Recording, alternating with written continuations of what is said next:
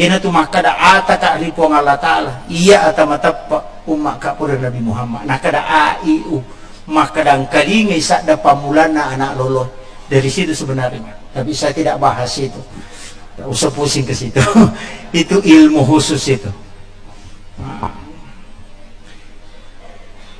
Kemudian saya kembali ke pisang. Iya rolo kayak Pak, coba kita perhatikan, pisang itu kalau dikupas, semakin dikupas semakin bersih. Sama di dalam, di luarnya sama. Agama nana, pangkau kamu bicaramu, atikamu, minasamu, papada-padai. Aja naliamu pogau. Ini pisang. Itu simbol. Makanya pakai pisang. Kamu itu bisa nggak lampu, tapi lampu emang kekuatan lu. Kalau lampu kandau, kalau lampu beci, atau lampu bali basa. Ya kalau lampu kandau, mal lampu napaleko, malampu igat taloko pidi napala, lampu pak bagi gitu. Tawamu, tawaku, tawana pak bagi, dua nala. Pakai ini tawadu sekali ya. Ngaku bodoh tapi baca ayatnya canggih. Emang begitu orang alim ya. Barakallahu fikum. Al-Fatihah. A'udzu billahi minasyaitonir rajim. Bismillahirrahmanirrahim. Alhamdulillahi rabbil alamin. Iyyaka na'budu wa iyyaka nasta'in. Ihdinas siratal mustaqim. Siratal ladzina an'amta 'alaihim ghairil maghdubi. Allahumma nawwir qulubana wa quluba jami'i man hadara fi majlisina hadza binuril ma'rifah wa ilmil mukashafah wal basirah wal iman wal islam.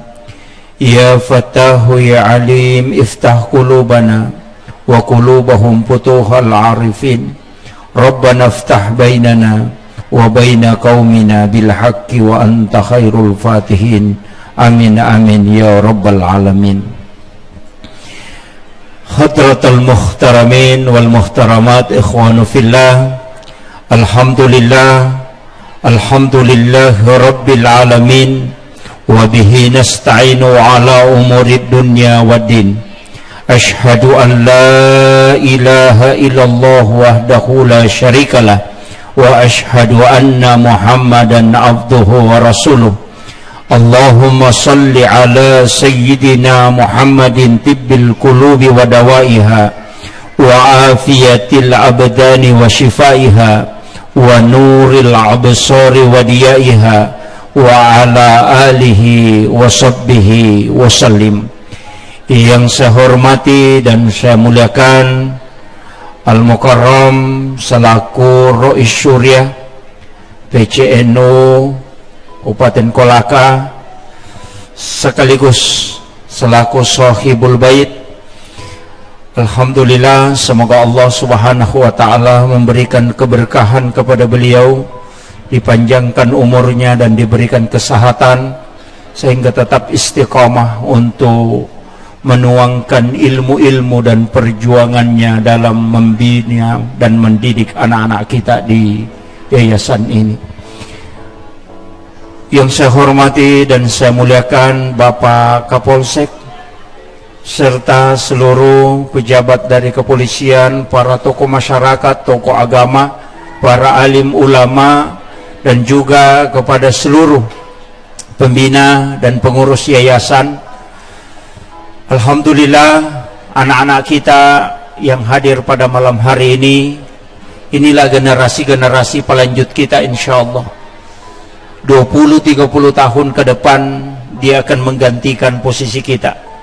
Maka besar harapan kita menitip agama, bangsa dan negara di pundak mereka.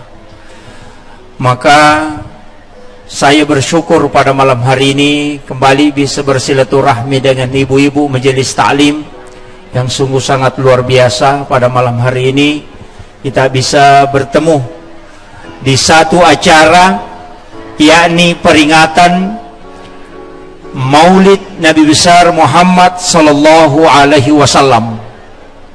Sebenarnya acara ini, kalau kita mau membuka lembaran-lembaran sejarah, ternyata di dunia ini ada dua orang yang diperingati kelahirannya. Yang pertama adalah Rasulullah sallallahu alaihi wasallam, yang kedua adalah Nabiullah Isa alaihi salam. Dari 25 nabi dan rasul dipilih oleh ulama untuk diperingati hari kelahirannya, yang awalnya disaring menjadi ulul azmi. Tapi yang masuk di dalam ulul azmi ini tidak diperingati juga semua kelahirannya, karena diperiksa kega malampe umuruna, sedikit kesalahannya dan banyak kebaikannya. Ternyata cuma 2, Rasulullah dan Nabiullah Isa alaihi salam. Yang uniknya, semua orang atau manusia biasa, nareko angka atau pandrita atau wali, para habaib, para tokoh, ketika dia meninggal, maka yang diperingati adalah kematiannya. Makanya disebut haul. Nabi tidak diperingati kematiannya, tapi yang diperingati adalah kelahirannya. Itu beda. Magai Nabi na kelahiran diperingati, bukan kematiannya. Itu pesan bahwa Rasulullah tidak pernah wafat untuk umatnya. Setiap kita bangun, bahkan setiap kita melaksanakan salat pada tahiyat akhir, apa yang kita baca? Assalamu alaika. Di dalam tahiyat itu, Assalamu alaika ayyuhan nabiyyu wa rahmatullahi wa barakatuh. Kenapa pakai alaika? Sedangkan kalimat alaika dalam nahwu saraf itu adalah muhatab. Tidak ada jarak yang mengucapkan yang disalami dengan yang mengucapkan salam. Jadi ya tuh kok ibaca assalamu alaika, itu menghadirkan Rasulullah secara hakikat. Ina tu nasa patareka biasa, maka da aja mu beresan langi nabita narekode pemupahadere. Nah ini tapi saya tidak bahas terlalu jauh, itu bahaya kalau anak-anak kita yang dikuras otaknya untuk ini. Makanya ulama kita dari dulu selalu mengatakan Rasulullah itu sebenarnya tidak wafat, karena orang yang meninggal justru ruhnya itu bebas. Ketika orang itu hidup, maka ruhnya seperti burung di dalam sangkar. Tapi ketika orang wafat, maka burung itu seperti lepas dari sangkarnya, maka dia bisa kemana-mana. Sesungguhnya para wali-wali Allah itu tidak mati di sisi Allah. Dia hidup, bahkan bisa memberi rezeki. Apalagi Rasulullah, dia adalah Sayyidul Anbiya. Ini. Makanya ketika orang menziarahi Nabi ketika dia wafat dan pada saat hidupnya, itu sama kata Nabi. Siapa yang menziarahi saya ketika saya meninggal, maka ketika dia berziarah kepada aku sama ketika dia menziarahi saya di waktu saya masih hidup. Saya pernah dapat satu wasiat dari salah satu ulama kita di Sumatera, Kiai Sanusi Dahlan, agak nasang. Nak, ya kalau ke Madinah, siarai Nabi tak, apakah ibadah haji atau umrah, datangi kuburnya Rasulullah, baru kasih tahu, melapor. Saya misalnya dari Kolaka, jauh-jauh datang ke sini, menziarahi engkau ya Rasulullah, maka saya minta kepadamu ya Rasul, mintakan ampun saya di hadapan Allah. Itu tujuannya menziarahi Nabi, karena Allah yang janji pun Allah Ta'ala, narekoiku Muhammad milau adam pengengi umatmu pastaghfar lahum, pasti wadampengi. Salah satu tujuan kita menziarahi makamnya Rasulullah adalah meminta Nabi langsung untuk memintakan ampun kita di hadapan Allah. Itulah syafaat. Cuma biasa kalau ke Makkah, kemudian ke Madinah, ziarah ke makam Rasulullah, cuma biasa mensalami saja. Assalamu alaika ya Nabi Allah. Assalamu alayka ya Rasulullah, Assalamu alayka ya Habiballah. Cuma itu kemudian kita doakan. Mestinya melapor. Saya dikasih ilmu 4. Yang pertama, ketika sampai di Mekah, langsung melapor sama Allah. Laksanakan sholat sunat hajat 2 rakaat. Baru minta, ya Allah, semua ibadah yang pernah saya lakukan di kampung, maka semua terima dengan sempurna ya Allah. Makanya orang naik ke tanah suci itu naik melapor, store ibadahnya, karena di situ doa mustajabah. Yang kedua, minta semua kesalahan dan dosa yang pernah saya lakukan ya Allah, ampuni. Setelah itu nampakkan kepada saya dosa mana lagi yang belum sempat saya taubatkan, maka Allah akan perlihatkan di situ. Kemudian yang keempat itu tadi, datang melapor sama Rasulullah. Itu ilmu ketika datang ke Mekah dan Madinah. Ini saya kasih modal ini. Kemudian Rasulullah kita peringati kelahirannya, bukan kematiannya. Nah, sama magai kita yakin beliau selalu hidup untuk kita. Setiap kita sebelum tidur sampai pada saat kita bangun, mesti kita menghadirkan beliau. Makanya memperbanyak sholawat kepada Nabi sebenarnya itu menghadirkan Rasulullah. Kita mesti memperbanyak sholawat. Yaitu salawat mega tuh, yang kita sering baca, Allahumma sholli ala Sayyidina Muhammad wa ala ali Sayyidina Muhammad. Saya itu pernah ditegur oleh guru tak ketika membaca Allahumma sholli ala Muhammad wa ala Muhammad. Langsung dia bilang, tambah Sayyidina. Tadi kasih tahu, tambah Sayyidina nak. Aja mau kada bang Allahumma sholli ala Muhammad. Magai, yaitu Muhammad mega. Ya ko Sayyidina Muhammad pasti Nabi tak. Alasannya sederhana. Maka dia kumakabamu Allahumma sholli ala Muhammad. Itu Muhammad mega. Bali bolamu Muhammad to. Tapi kalau Allahumma sholli ala Sayyidina Muhammad, pasti Nabi tak, tidak mungkin yang lain. Itu pesan beliau. Sehingga saya sampai hari ini selalu mengucapkan Allahumma sholli ala Sayyidina Muhammad wa ala ali Sayyidina Muhammad. Tapi ada berbagai macam salawat. Mega rupanya salawat. Salawat yang paling sempurna yang dari itu salawat Ibrahimiyah, yang tahiyat akhir itu, yang pakai kama shallaita ala Ibrahim. Sebenarnya magina pakai kama shallaita. Na sabawattunna na tarima Nabi tasampajangikan itu ucapannya Nabi Ibrahim. Ketika dia turun di langit ketujuh, aganasa Nabi Ibrahim, ya Muhammad, saya titip salam kepada umatmu. Siapa yang menjawab salamku, maka setengah pakasiwekku dari pahalanya saya serahkan kepada umatmu kelak. Itu hadiah dari Nabi Ibrahim. Kaya pasidakana Nabi Ibrahim yang kita makan setiap hari itu garam. Jadi itu Nabi Ibrahim Pak Bu pernah minta kepada Allah, puang talinga kesempatan meka panremanang isinin na atamu, saya mau memberi makan kepada seluruh hambamu mulai yang ada saat ini sampai dunia kiamat. Saya mau memberi makan, bersedekah makanan kepadanya. Allah mengatakan, engkau tidak mampu Ibrahim.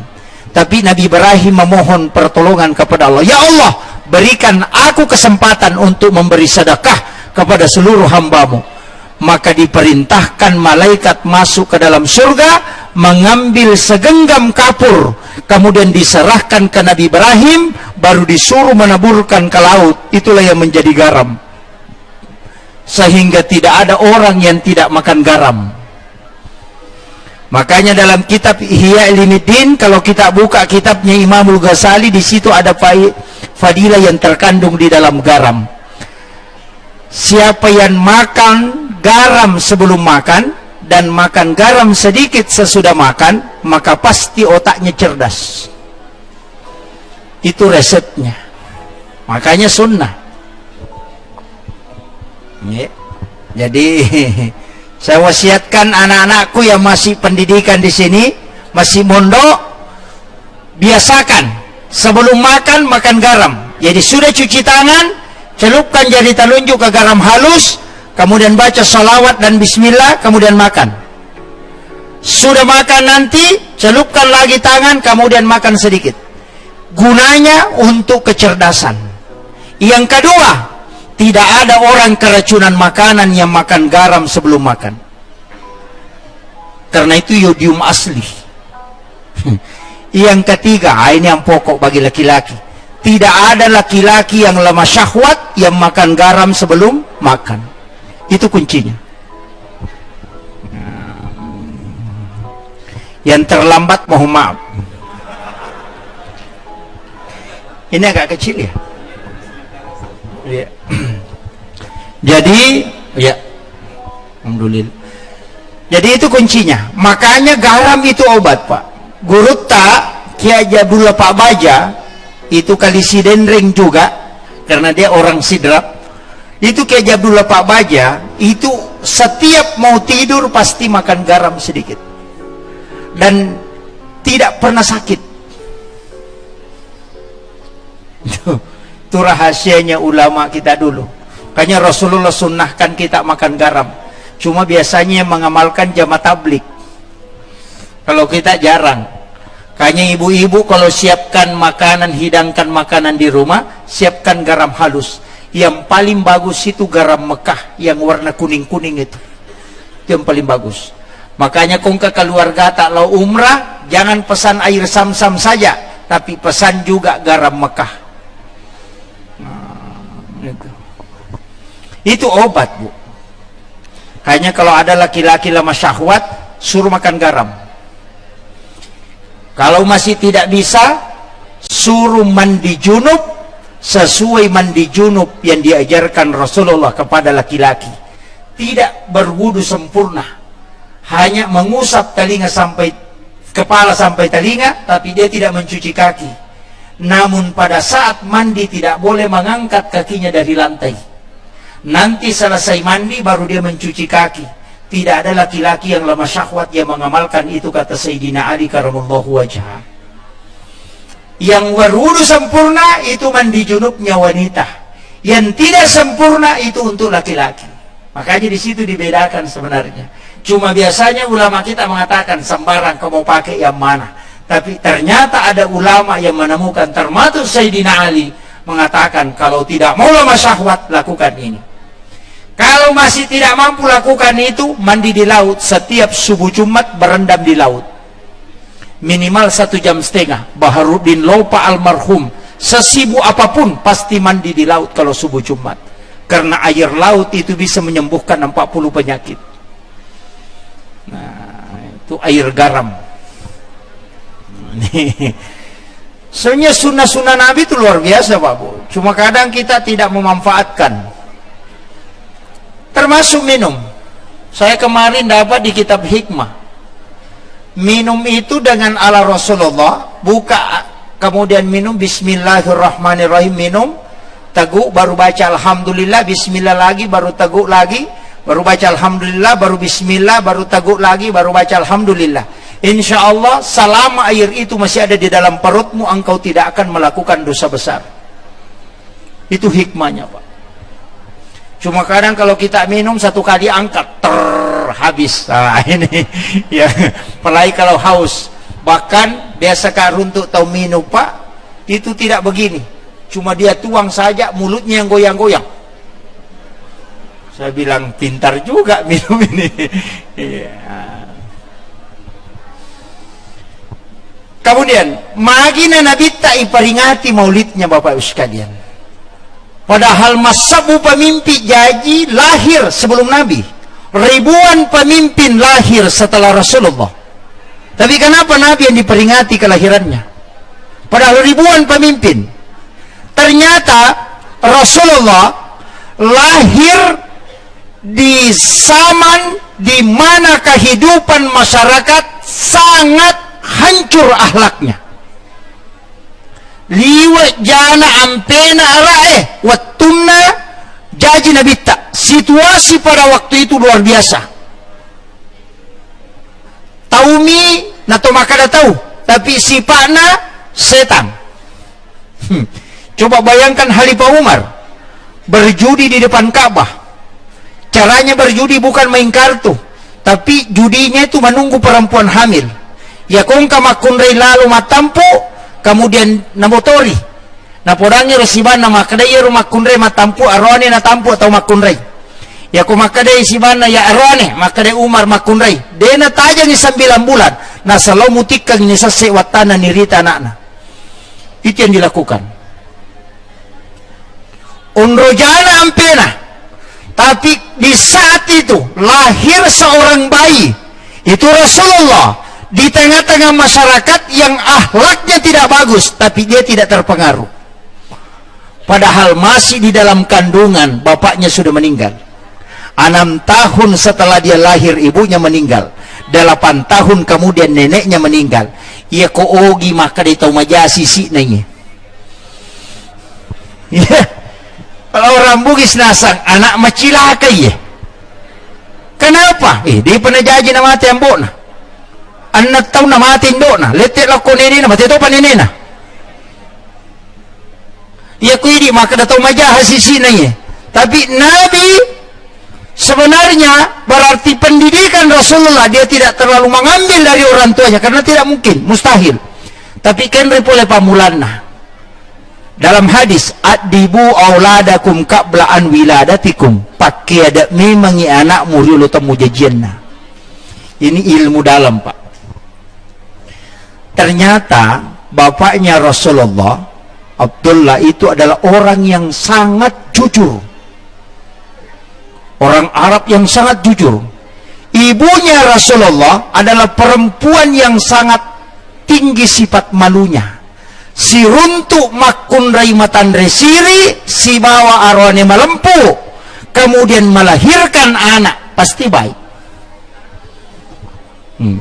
Tegere. Jadi ambo nama lempu, indo nama kanja ahlakna, jejia ngangana, itu to mematoko masalah. Tapi tak coba garik balik. Arwane kalasi. Si runtuk makunrai makurasiri, napajaji anak-anak tuto ko makanjai. Ini.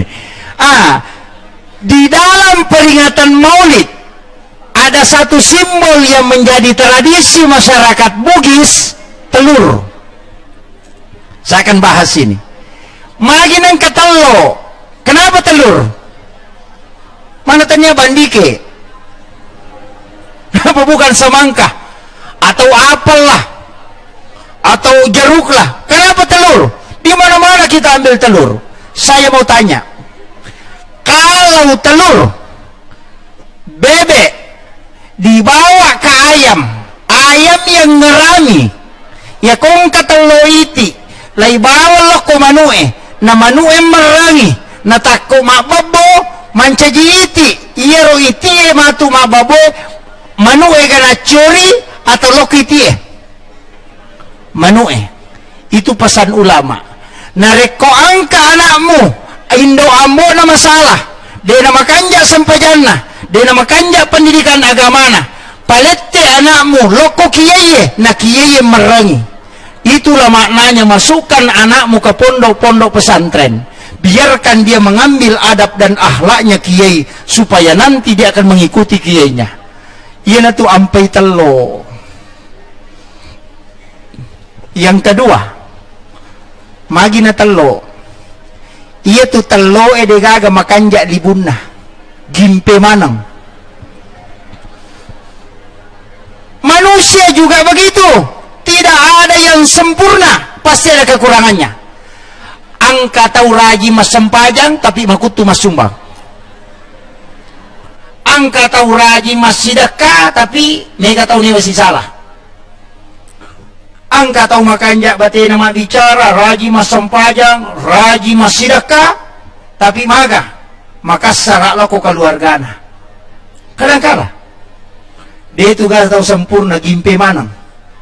Jadi tu ampai batang pisang, ada je senai di uti di, aga loka atau uti, utti. Iya, ya kok kisidrap degaga utti pak, lo kami. Kenapa batang pisang? Kenapa bukan ranting kayu? Padahal ranting kayu itu kan mudah. Tinggal dipotong, tinggal digantung di ujungnya, sudah tidak setengah mati. Bikin lagi kemudian ambil bambu tusuk lagi, tidak. Kenapa? Itu falsafah. Orang tua dulu itu ilmunya tinggi, tapi sekolahnya rendah-rendah. Cuma anak sekarang sekolahnya tinggi-tinggi, tapi ilmunya rendah-rendah. Maka dia gurutta, nah, sebagian ini. Maka dia gurutta, ia tahu mata eriolo, madodo sikolana, tapi matandre pahanna. Iyo po nak mundre, matandre sikolana, tapi madodo pahanna. Aga bedana, kau tahu matandre pahanna na madodo sikolana, dia nama gampang mapasalah, tapi dia akan melakukan dengan yakin. Tapi ya kau tahu matandre sikolana na madodo pahanna, sininna na jamai tahu na parotes manang, tapi dia kena pikaw alena. Itu yang banyak. Bangite nak kada asyadu nasang asyadu, tapi dia nalo masam pajang. Ini yang banyak. Memprotes orang padahal dia tidak tahu hakikatnya. Makanya ulama dulu ketika ada yang jadi imam dan bacaannya tidak terlalu bagus, dia tidak pernah protes.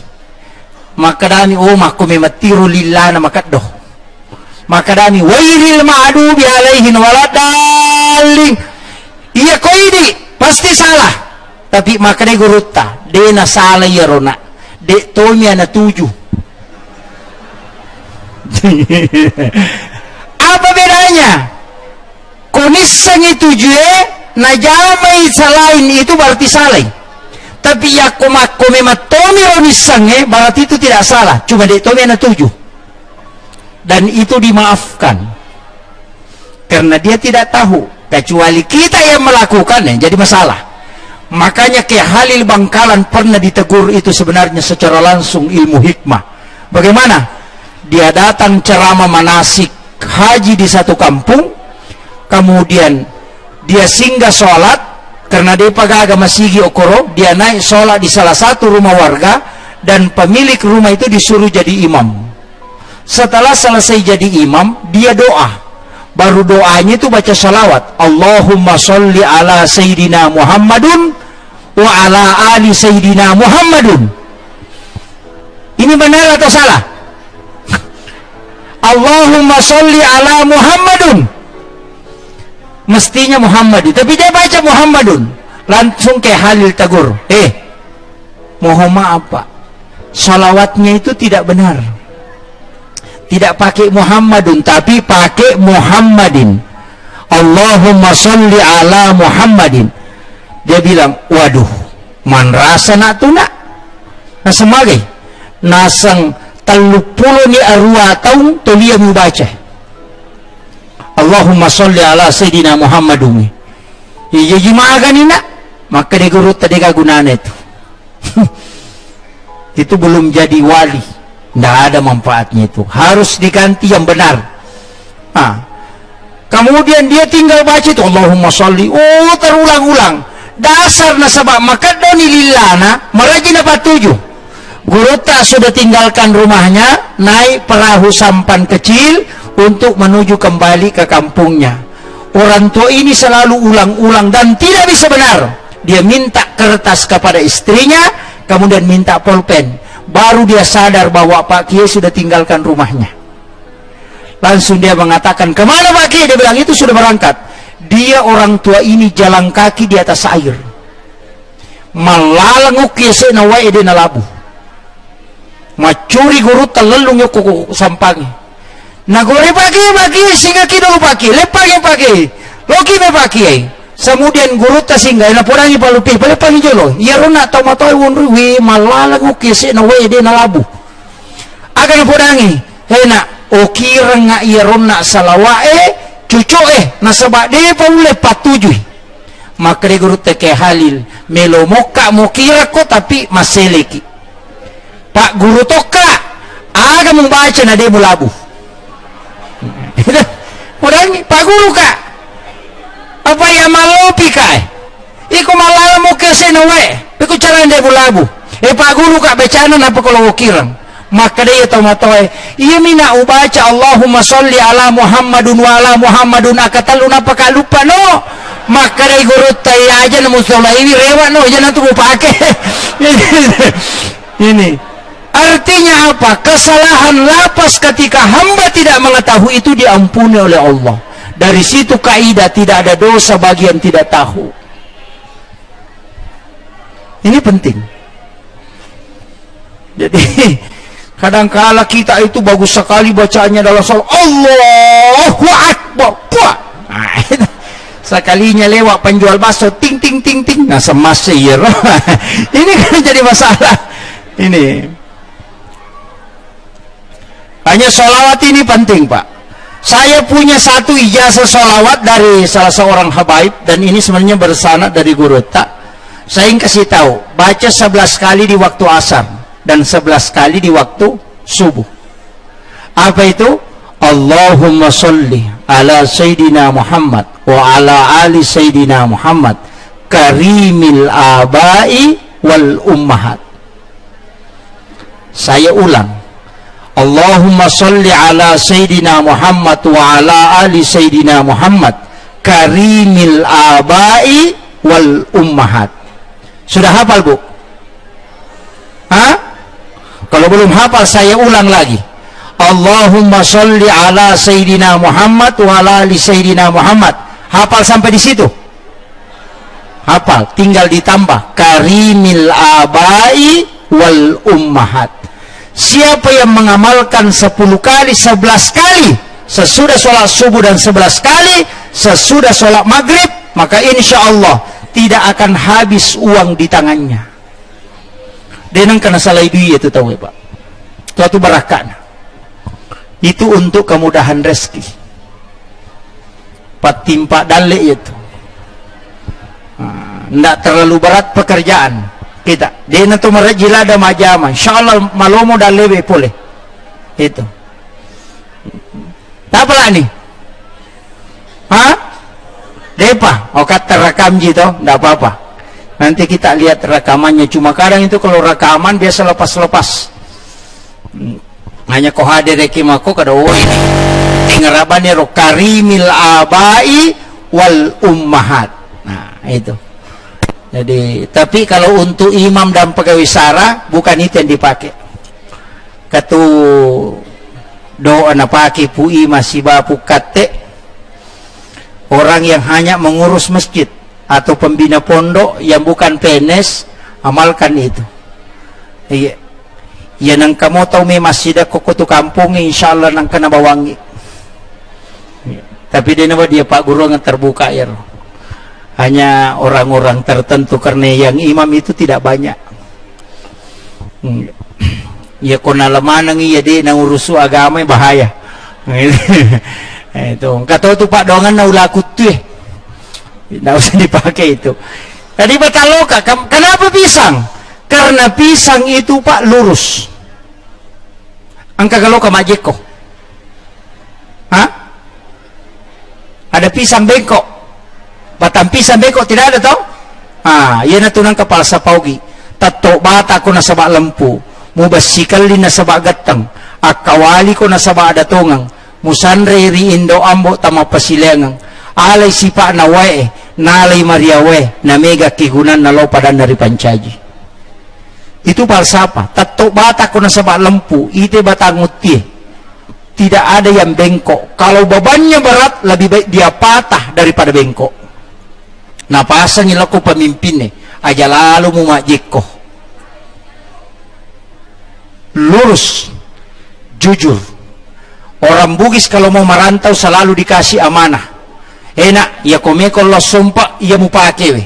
Abu Bakar tatun rioloku, Ali riabioku, Usmar riatai, Ali riataku, Usmar riabioku, Umar rimonriku, baraka doa la ilaha illallah kun payaku.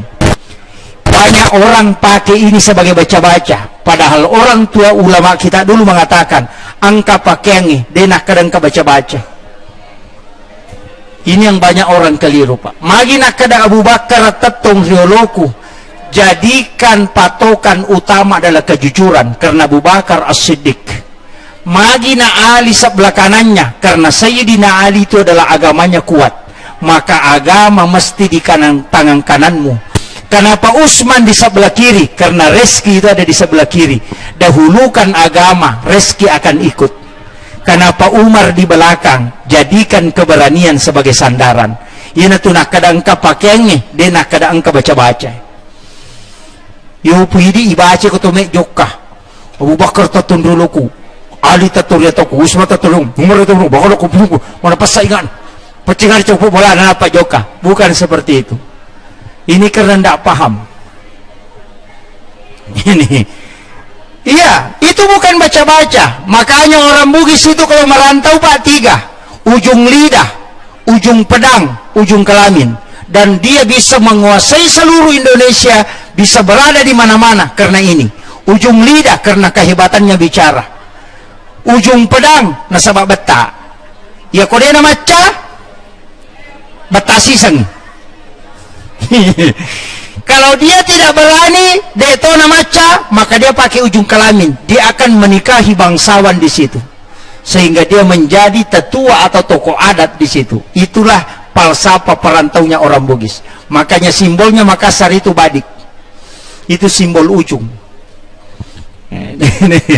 Itu falsafah. Makanya sebenarnya kita itu punya falsafah yang luar biasa, cuma kadang itu dilupakan. Makanya teman-teman tadi lo belajar seperti ini. Kenapa batang pisang nasabaya itu batang lukai malempu manang. Yang kedua, coba periksa pisang Pak. Pisang itu kalau berbuah, yang pertama kelihatan buahnya atau jantungnya. Kalau mau tahu pisang itu banyak sisirnya, periksa jantungnya. Kalau jantungnya besar, berarti sisirnya banyak. Kalau jantungnya kecil, berarti sisirnya sedikit. Apa maknanya? Kalau keikhlasanmu besar, maka hasilnya akan besar. Sebelum kau berbuat, dahulukan kalbu. Jangan hitung-hitungan. Ini kenapa pisang? Itu falsafahnya. Kemudian pisang itu Pak, kalau tidak pernah berbuah kemudian ditebang, pasti menrek daun nama coli. Ini pisang yang di belakang ini belum berbuah, itu daunnya sudah mulai naik.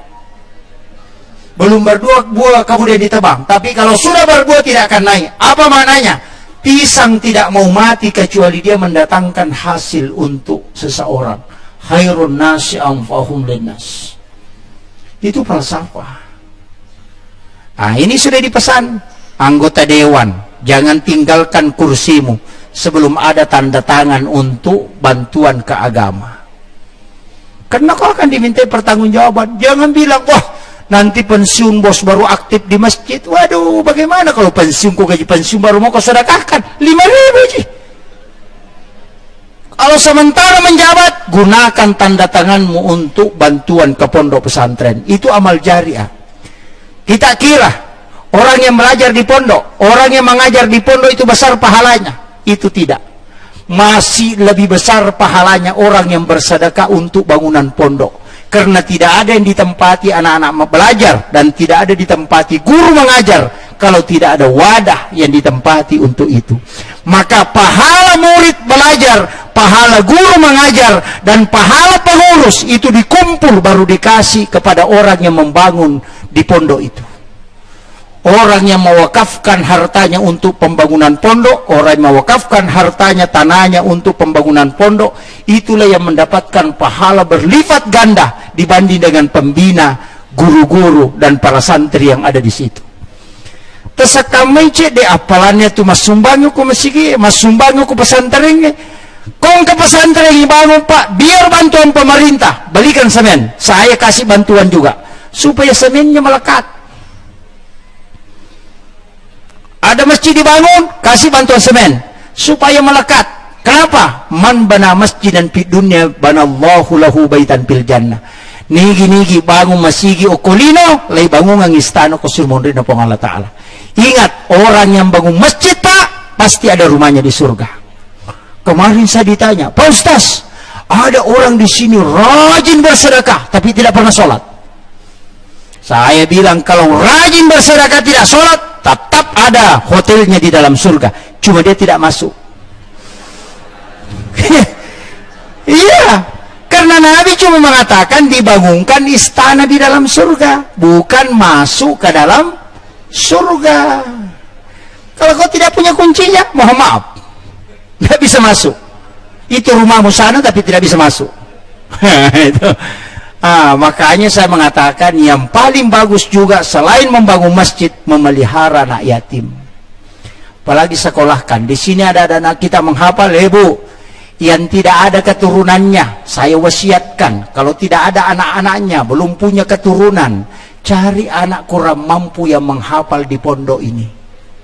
Kemudian kita yang danai dia. Kalau di hari kemudian dia akan tunjuk kita untuk masuk ke dalam surga. Bahwa ketika saya menghafal dulu di pesantren, dia yang mendanai saya, ya Rasulullah. Masukkan sebagai hadiah untuknya. Itu yang kadang orang tidak hitung, Pak. Tapi Megatoto tahu mana maseke. Dia tuh kagak kowe. Nggak ada jadi sini. Dia tuh anak nah maseke itu nih. Awe, cari orang miskin kau danai. 40 orang yang bisa dia beri syafaat. Masa dia tidak tunjuk? Itu dulu yang bayar waktunya sekolah, Kak. Bisa. Karena anak kita tidak mau menghafal. Karena takut makan lombok. Di pesantren itu, Pak, bukan tumbuk lombok, tapi tumbuk batang lombok. Iya. Makanya pesantren itu jangan terlalu mewah. Saya pernah itu berdebat dengan guru tak. Langsung saya ditegur. Tuh kayak Mak Sanusi Dahlan dengan guru tak di Jombang. Dia bilang, nak, pesantren itu tidak boleh terlalu mewah. Kenapa? Didik anak-anakmu menghadapi kemiskinan. Latih dia hidup miskin. Tapi jangan miskinkan dia. Tapi latih dia hidup miskin. Ketika dia menghadapi situasi sulit, maka dia tidak akan gentar. Karena dia sudah menghadapi keadaan yang lebih berat. Tapi ketika dia sukses nanti, dia juga tidak akan sombong. Karena dia ingat di masa-masa dia mulai merangkak. Kalau kau didik dia menjadi orang besar langsung, ketika dia menghadapi situasi, dia akan bunuh diri. Situasi sulit. Ajarkan anakmu cara hidup miskin. Makanya pondok itu tidak boleh terlalu pintar, terlalu di dalamnya kamar anak ada AC. Kemudian dikasih lemari yang bagus, dikasih lagi spring bed. Wah, paling. Nanti keluar jadi pondok cuma jadi ayam potong. Iya. Ini kan banyak. Jadi latih dia. Karena di pondok itu sebenarnya dilatih mentalnya, semua kehidupannya. Itu adalah pendidikan. Makanya kalau ada yang pulang ke rumah tidak belajar Kak di pondok, itu keliru. Di pesantren itu tidak belajar di kelas formal, dalam lingkup sosial itu belajar gaya hidup. Maka ada sebenarnya yang di pondok itu pendidikan kehidupan. Itu yang jarang orang pelajari. Ini harus dianukan. Makanya adik-adikku, anak-anakku yang tinggal di pondok belajar, bersyukur kalian. Jangan pernah lari. Tapi ujian di pondok itu 8 bulan pertama. Anak pas masuk, yang pertama kena itu pasti demam. Pasti demam. Setelah itu muntah-muntah. Setelah itu gatal-gatal. Iya, itu ujian langsung. 8 bulan dia lari, dia tidak bakalan kembali. Tapi biarkan dia bertahan sampai 1 tahun 3 bulan. 1 tahun 3 bulan dia akan rela berjuang itu sampai habis. Kalau ada anak lari di bawah 8 bulan, jangan tunggu dia kembali. Itu kuncinya. Makanya pendidikan itu luar biasa, Pak. Saya ingin merincikan sedikit supaya kita paham betul. Kenapa 7 bulan usia kandungan orang syukuran? 7 bulan usia kandungan disebut dengan syukuran 7 bulanan. Lahir anak kita, berapa hari baru dia kikah? 7 hari. Kenapa 7? Coba. Kenapa 7 hari, Pak? Kalau tidak sempat, tambah 7 hari. Berarti 14 hari. Itu 7 hari lagi. Kalau masih belum sempat, tambah lagi 7 hari. Berarti 21 hari. Sunnah akikah itu 3 hari. 7 hari kelahiran, 14 hari kelahiran, 21 hari kelahiran.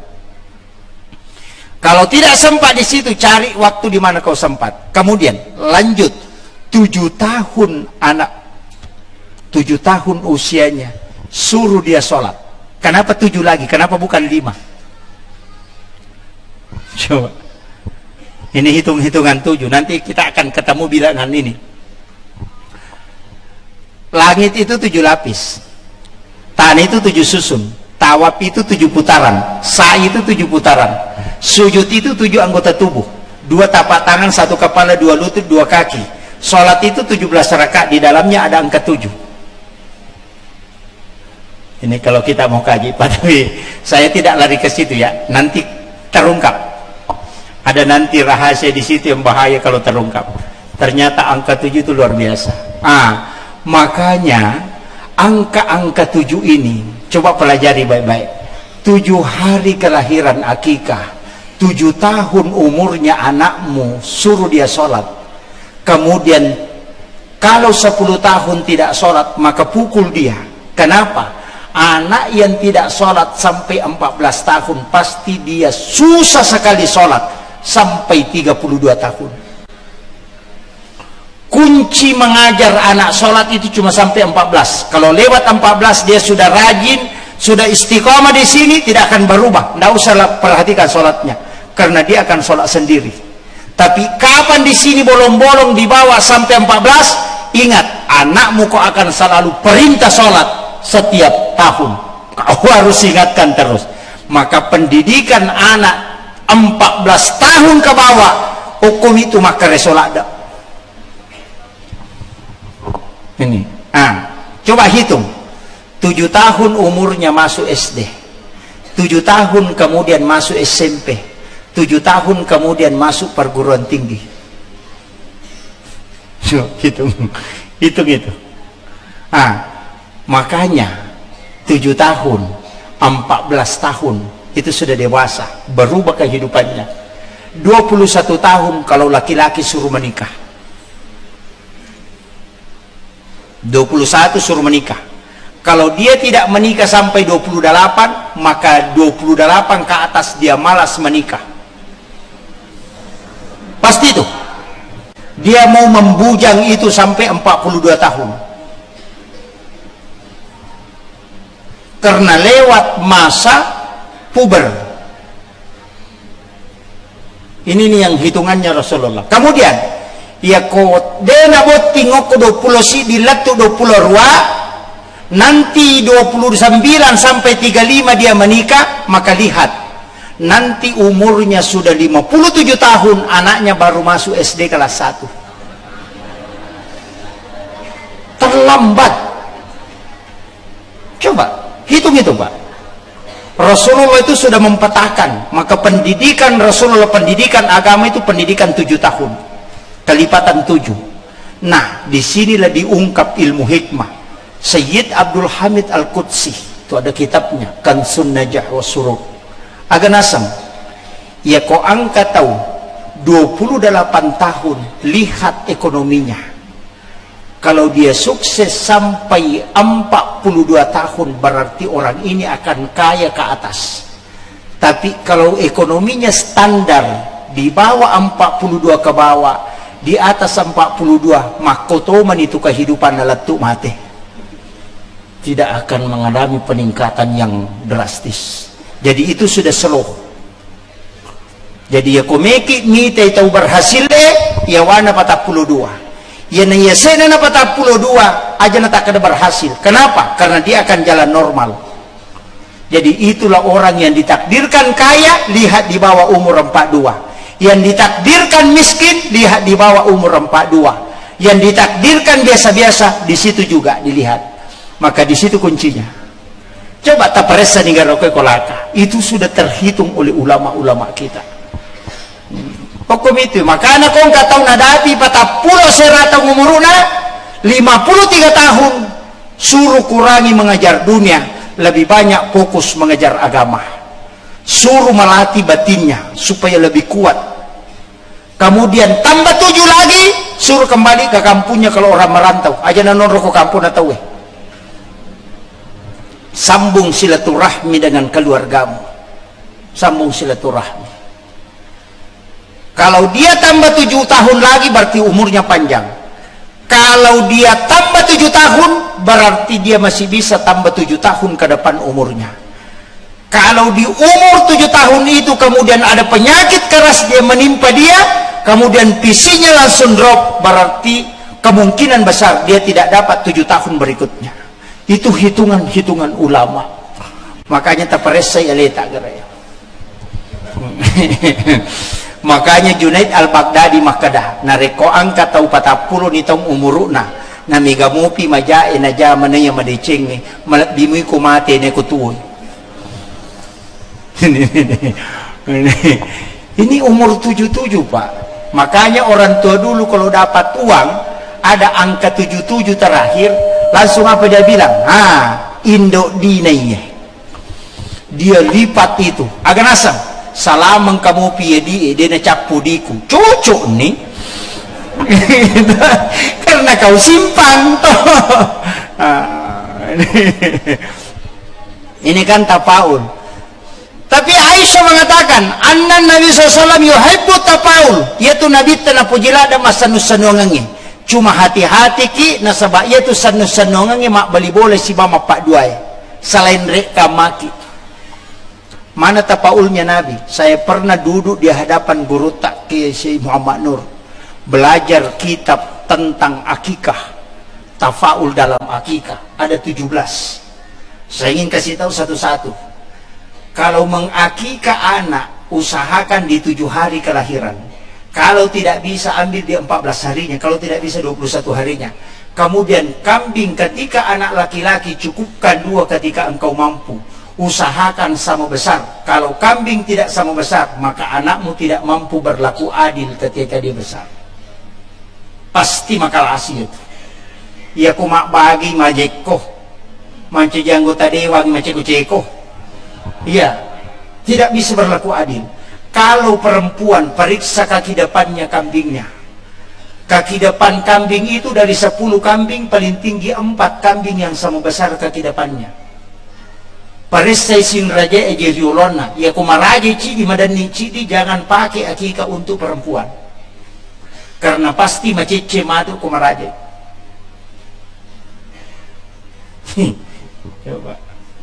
Kemudian akikah anakmu dengan kambing, jangan remuk tulangnya yang melingkar bundar dan jangan patahkan tulangnya yang memanjang.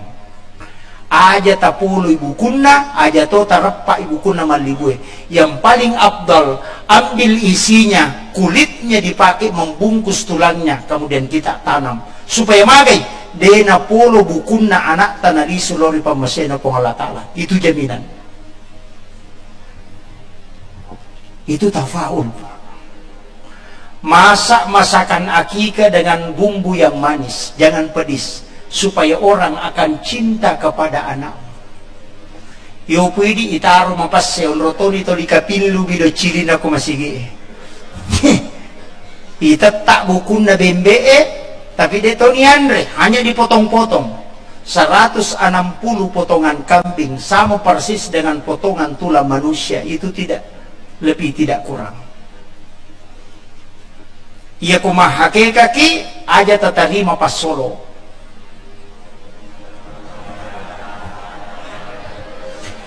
Ya ko angka tau mahake kana tarima pas solo, salasay anak na sila da sa parang ijamang. Namumilo wajah imarat jito jama. Tapi yan ang kanana hakikay na deta tarima pas solo, de pa na salasay ng kajama-jama tajam. Itu hikmahnya Pak. Makumoro batita mahake ka? Ha? De. Makanya bikin lagi. Akibo si kibo. Dede na melo. Gampang. Tapak bayi ni bapak na.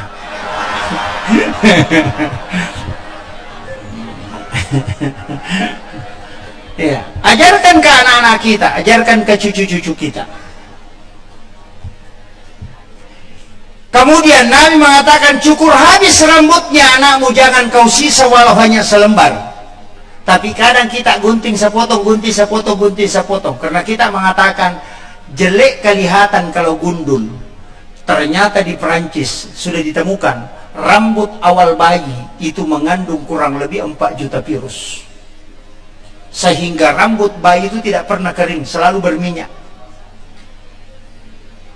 Coba periksa kalau mau buktikan. Ambil rambut bayi biar 7 lembar atau 10 lembar. Masukkan ke kelapa muda dengan yang ada airnya. 1 malam kita tutup, itu isi kelapa hancur. Airnya akan mendidih. Kenapa? Itu virus yang terkandung di dalam rambut. Makanya Nabi minta cukur habis. Jangan disisa walau hanya selembar. Makanya pelapis bayi itu pengamannya ketika dia lahir ada kulit hitam pelapis di sini. Wati-wati nasang yogi. Tapi ketika 7 hari dia akan terkupas dengan sendirinya. Karena itu sudah isyarat. Sudah bisa kau lepas rambutnya. Itu pendidikan yang luar biasa. Dan settingan Allah itu luar biasa. 7 tahun menjelang 7 tahun umurnya anak. Pasti makalicua. Nata tukang ulu na napanaka urina mendre. Kan begitu. Maka dia ini milawiadi.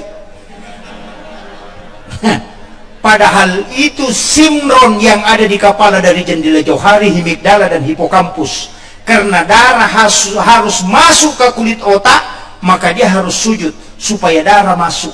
Maka disitulah anak yang sejak kecil dilatih sholat akan cerdas. Karena darah akan masuk ke otak dan itulah yang membuat orang cerdas. Itu sudah disetting khusus.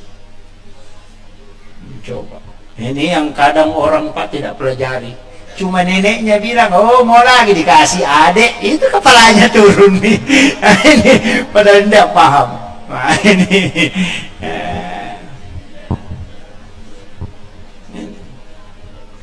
Itu luar biasa Pak. Kalau kita kaji betul, saya pernah diberitahu, bahkan suara pertama bayi itu ketika dia lahir, perhatikan, itu 3 baris. Ia komak barisi riase melampai sungai. Ia komak barisi riawe memponcok sungai.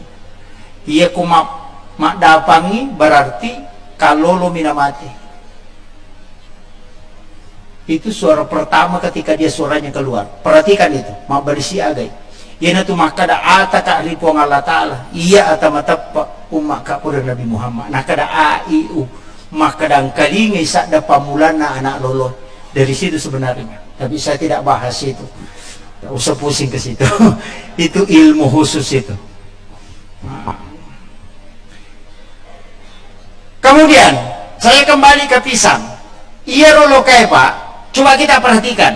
Pisang itu kalau dikupas, semakin dikupas semakin bersih. Sama di dalam di luarnya sama. Agama nana. Pangkau kamu bicaramu atikamu minasamu papada-padai. Aja nalemu polemu pogau. Ini pisang. Itu simbol. Makanya pakai pisang. Kamu itu pisangnya melempu, tapi lempu makokotan lu. Kalau lempu kandau, kalau lempu beci, atau lempu bali basa.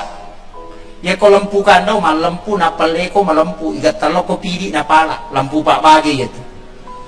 Tawamu tawaku tawana Pak Bagi dua nala. Mereka mitai mati nang kedua na bicang itu Pak lempu kandau itu.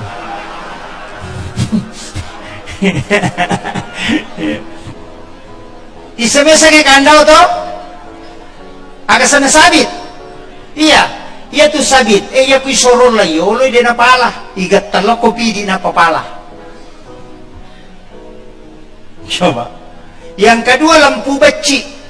Ia tu beci aku makompengi de nama lampu, tapi ia kuya sigat tangi malampu. Angkat tahu makoto Pak. Ia na di demo de nama lampu. Itu ya tahu aku idemo ita pemasuman nasa yang kamu tajan nih. Tapi ko mama koki nakalasiang ni. Lampu baci sananya. Angkato lampu bali basa. Iya ko bali basa diputar kemanapun pasti lurus. Ini tiasa lampu batang. Makanya harus lurus ya Pak. Tidak boleh bengkok-bengkok. Tapi sekarang itu Pak kalau ada yang lurus dia secepat ditebang. Pada aja oko ala ya nang kaju liwa lempuna masih jadi tapang ya mak jekoi imun repi nah sabak ia tu melempue mega jajina wat dia laliri dan tampil di depan terus tapi ya mak jekoi kuita bagi matar rumita mo ko dapurangnya makanya kalau ada yang lama menjabat tidak diganti-ganti nah dia nama lampu mata rutut tamo konra ngepie itu ingat ada neraka di depannya menunggu kayaknya hati-hati Pak, jangan coba-coba memakan makanan haram. Anak-anakku yang sementara menuntut ilmu di sini jangan makan makanan haram. Saya pernah belajar tasawuf 1 tahun 8 bulan di Aceh sama guru tasawuf Muhammad Nur. Dia wasiatkan, nak liang itu halala liang mak barakah ya ko halala mai gamo mak barakah dia nasiaga na palinaka ko tawe andre ya ko dia na persilah ka ko aja andre ya ko na palinna ya halala ya ko na persilah ka ko mak barakah ina. Kalau ini yang mau dipakai Pak, kalau ke pesta pernikahan orang tuangkan kopi baru dia pergi tidak ngomong-ngomong, kita akan haus berat. Yang kedua, ketika engkau singgah di warung, jangan coba-coba makan sebelum kau bayar. Bayar dulu baru makan. Karena kapan kau makan dulu baru bayar. Di tugaga bedana loko mali buah pohon atau wipura pimondre na pamilaw. Pesannya guru kita. Coba. Itu dalam tasawuf berat Pak. Jangan coba-coba singgah di WC masjid untuk buang hajat. Pantangan seorang sufi. Kenapa? Kau singgah gunakan sedekahnya orang untuk membuang kotoran. Coba. Kalau dalam fikih cuma makruh, Syafi'i mengatakan kalau mau selamat singgah di WC masjid buang hajat, berwudu dulu baru tinggalkan supaya kau melakukan sunnah tanpa melakukan makruh. Coba Syafi'i, itu dalam fikih. Tapi kalau tasawuf jangan coba-coba. Kayaknya ulama sufi itu kalau duduk dia bersikir dengan napas. Keluar dia baca Allah, dia tarik baca Muhammad. Makanya napasnya itu selalu ikut Allah Muhammad Allah. Sebenarnya itu berjalannya itu la ilaha illallah Muhammadur Rasulullah. Tapi dia pakai Allah Muhammad. Ketika dia berjalan kaki kanannya mengatakan Allah, ketika dia angkat kaki kirinya dia ucapkan Muhammad ketika dia berjalan. Itu ulama yang menjaga zikirnya. Saya punya guru Pak Mursyid di Aceh itu, saya tidak bisa ikuti. Sandalnya saja dari rumahnya dia simpan di depan pintu pagar masjid. Tidak pernah masuk ke pekarangan masjid sandalnya. Karena ada sandal khusus di dalam pekarangan masjid dia pakai. Saya pernah tanya, Pak Kiai, kenapa itu sandalnya sama-sama Ji? Dari rumah tadi disimpan di luar. Sini pakai di dalam, keluar nanti itu lagi. Dia bilang, nak, tanah masjid ini adalah timbunan, sumbangannya orang. Saya takut kalau melekat di alas sandalku saya bawa ke rumahku, saya tidak berani pertanggungjawabkan di hadapan Allah. Coba kehati-hatiannya Pak. Ya ini pengetat nama sige bawar rewa. Kan yang banyak. Makanya ulama sufi itu ada pada kehati-hatian. Ini penting saya sampaikan anakku, karena sekarang banyak kajian-kajian YouTuber bukan ahli agama bicara agama, insinyur bicara khilafah, tukang batu bicara pemerintah, tidak pernah sekolah. Kenapa? Karena semua orang bebas bicara. Maka sekarang harus kita tabayyun, hati-hati. Karena banyak lagi ustaz YouTuber sekarang. Termasuk sebenarnya Pak, saya tidak pernah berkeinginan itu masuk di YouTube. Tidak pernah. Tapi masuk di YouTube itu musibah. Saya tidak punya tim media. Saya tidak punya akun untuk media itu, tidak ada. Makanya di mana-mana saya ceramah itu tidak ada tim. Kenapa? Karena saya pantangan. Saya tidak mau. Ada yang menawarkan nanti saya begini, saya bilang tidak. Kalau kau mau ikut silakan pergi, saya tidak berangkat. Saya tahu. Makanya ditanya, Pak Ustaz sama siapa berangkat? Bilang sendiri. Saya tuh kalau di Sidrap Pak, sampai Sinjai itu naik motor. Saya tidak naik mobil, pantang untuk dijemput. Saya bilang kalau kau mau jemput saya tidak berangkat. Kalau ada yang tanyakan amplop berapa biasa, saya bilang jangan. Jangan sampai itu yang jadi masalah. Saya berangkat hanya untuk menyampaikan kewajiban sebagai orang yang berilmu. Saya bukan untuk datang konser di situ. Kau mau kasih, saya ambil. Kalau tidak kasih, tidak masalah. Makanya saya bilang, transport saya yang tanggung. Kalau panitia tidak punya apa-apa, cukup doakan, selesai persoalan. Itu paling enak, Pak. Saya itu pernah mau berhenti ceramah. Tahun 2000, itu saya mau berhenti, Pak. 98 juga, 99 saya juga mau berhenti ceramah, tapi selalu dinasihati oleh ulama, enggak nak. Saya mengatakan ini jadi masalah. Dia bilang tidak, akali. Guru itu bilang, kalau ada orang kasih kau amplop, ini karena saya kasih tahu karena ada anak pesantren, kalau kau nanti kelak jadi ustaz, jadi penceramah, jadi imam, ketika orang kasih amplop jangan pernah buka. Jangan pernah buka, dan jangan pernah kau tahu berapa isinya. Karena kapan kau tahu isinya, kau akan berhitung selamanya. Makanya saya itu cuma bikin perjanjian sama istri, amplop yang dikasih sama orang sedekah kau yang buka, tapi jangan coba-coba kasih tahu saya isinya. Kapan kau kasih tahu, kita cerai. Takut dia, selesai persoalan. Saya kasih tahu memang perjanjiannya, kapan kau kasih tahu, kita cerai. Karena itu pantangan. Kenapa, Pak? Kalau kita buka amplop, ceramah khutbah Jumat, buka amplop, pulang beli bensin, buka amplop 400.000, 500.000, 700.000 atau 1 juta. Nanti kalau ditelepon langsung muncul iblis 1 juta di situ. Coba hitung itu. Pasti itu. Tapi jangan pernah buka, nanti Allah yang mencukupkan. Itu saja, Pak, kuncinya. Ikhlas saja berjalan. Hanya Allah kan mengatakan pakuli, malu berbuatlah, nanti dia yang menghitung. Selesai persoalan. Itu paling enak sekali dalam agama. Banyak ustaz mau berangkat, berapa isinya, harus begini. Saya bilang mudah-mudahan tidak sampai selamanya. Saya, Pak, kalau mau berhenti ceramah gampang. Nomor HP saja saya cabut, kemudian saya patahkan, ganti nomor baru, tidak ada yang menghubung. Makanya saya cuma punya 1 nomor HP. Kalau saya mau berhenti, mau tinggal di pondok mengajar, selesai, tinggal saya cabut. Saya sudah beberapa kali mau berhenti, cuma ulama kita enggak, jangan nak berhenti, lanjutkan, ajarkan itu ilmu. Itu saja kuncinya. Makanya adik-adikku, anak-anakku yang sekolah di pondok, jangan coba-coba itu. Dan ingat, kalau mau berhasil cuma 3. Yang pertama, hargai ibu bapak yang melahirkan engkau dan takzim kepadanya.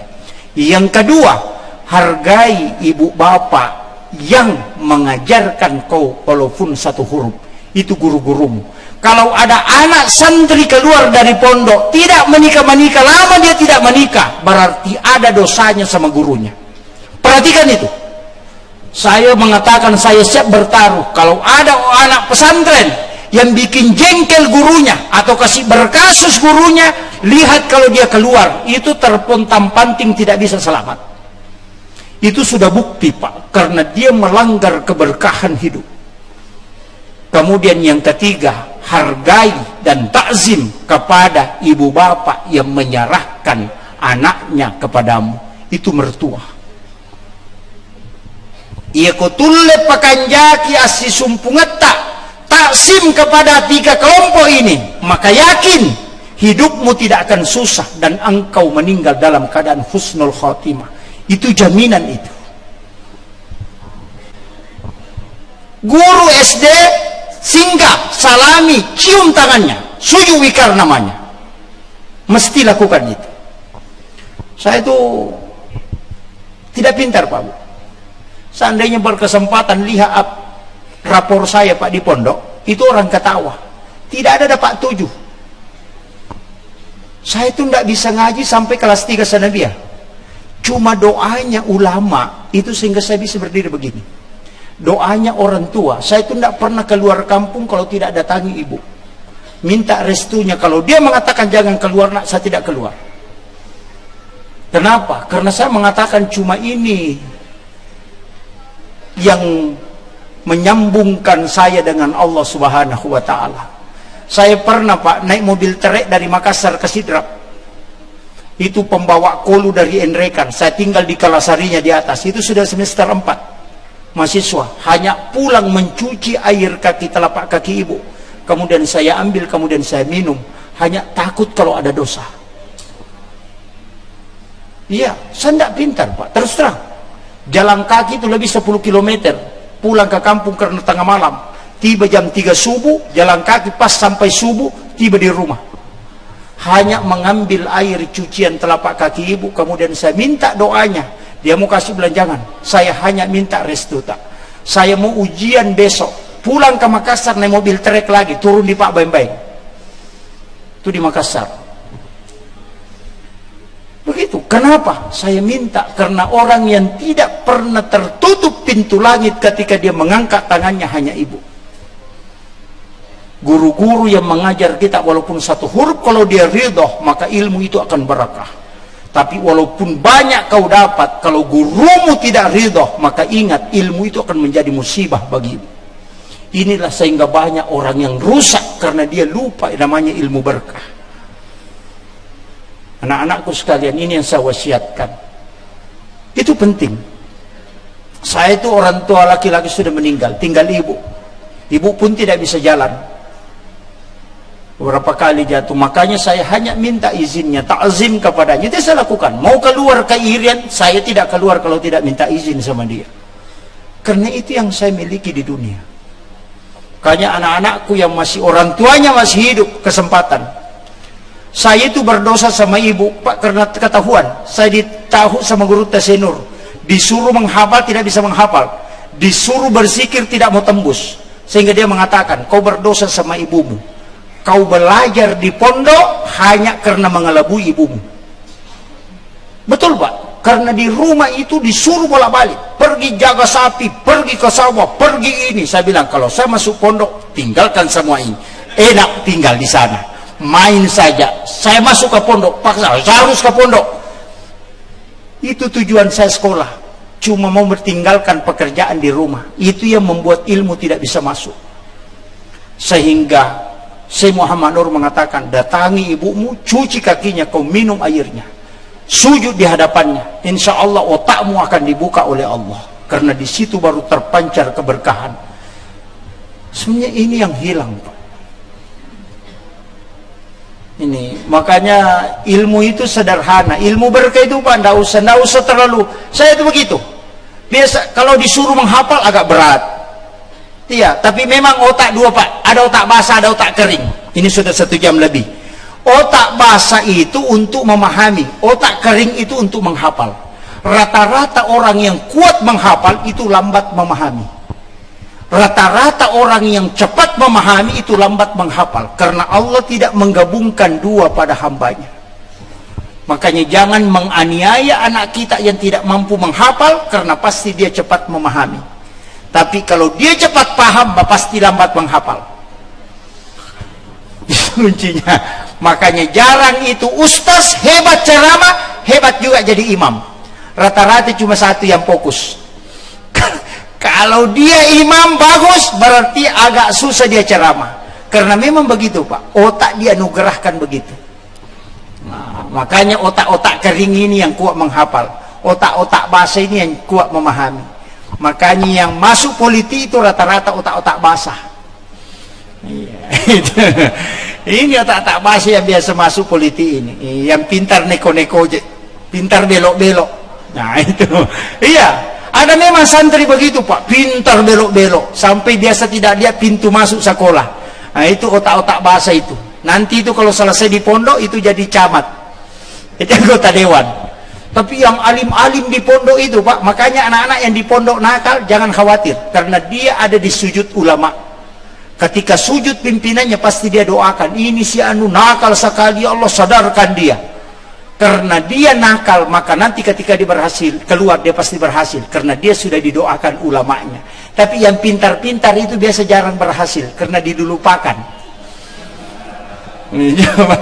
Ina tu nakana guruta ya kok ko pesantren na angka baraka apa pasti pura ko ilaw do nga ko tau pandrita ya ko betta ko tata ilaw do nga ko yani ko macha ko madari ti ya lupai Makanya salah satu caranya itu biasa kalau nakal itu cepat didoakan kiai. Kalau sudah dibukul kiai, bacakan inna atayna inna ansalnahu dengan alam nasrah al-insyirah. Penutup, saya wasiatkan kepada anak-anakku 2 surah jangan tinggalkan. Yang pertama al-insyirah, alam nasrah. Baca 7 kali sesudah sholat asar, 7 kali sesudah sholat subuh. Maka sedikit tidurmu dan sedikit makanmu, dan juga diberikan kecerdasan. Itu modal yang saya kasih. Yang kedua, perbanyak membaca inna a'tainakal kausar, surah al-kausar, supaya kalbumu selalu dibimbing dengan kelembutan. Ya kong ka anak-anak beta bacang inna a'taina uku arona. Iya kong makat doi podang ada, karena ada tiang nakal. Memang ada juga yang tidak mau mendengarkan nasihat, maka bacakan al-insyirah di kepalanya. Itu 2 kuncinya. Lakai paceceran, ya tuh tak bacang. Bayine pacodokan, ya tuh bacang. Ya niko paciliangi salai siseng. Nah ini, saya kira ini yang penting saya wasiatkan. Kode gaga tule malam pamula na latu capakna. Ada 1 wasiat, jangan pernah tinggalkan ini.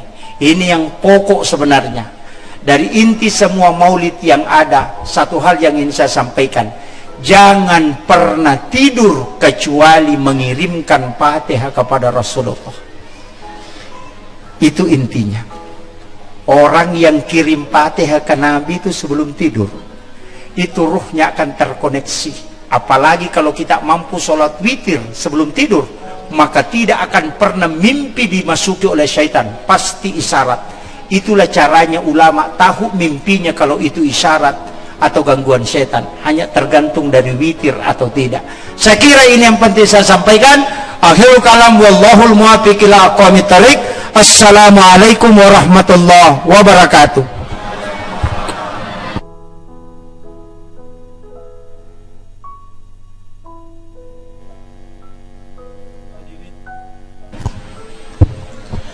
Hadirin jamaah yang dimuliakan oleh Allah Subhanahu wa taala, dimulai tadi hikmah peringatan